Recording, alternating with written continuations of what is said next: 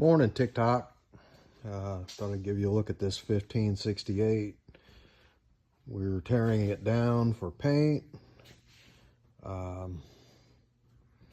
Those that don't know, this is 550 cubic inch. Weren't known to be all that great of an engine.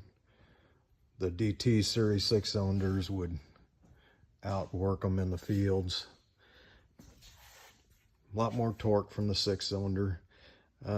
We are using the early Elwood box for the front wheel assist. Got the linkage all made up so it works off the factory controls just like the Coleman would.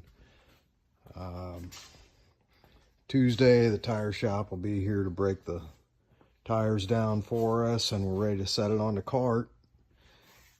Start prepping it for media blasting.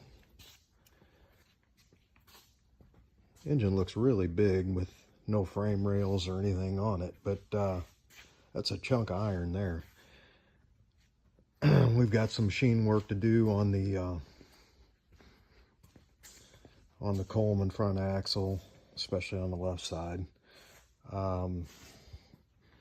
We test drove it and whatnot, made sure it worked properly before we tore this down, and it did. We're working on a gear set for the Coleman box for the 15s and should have something done on that pretty quick here.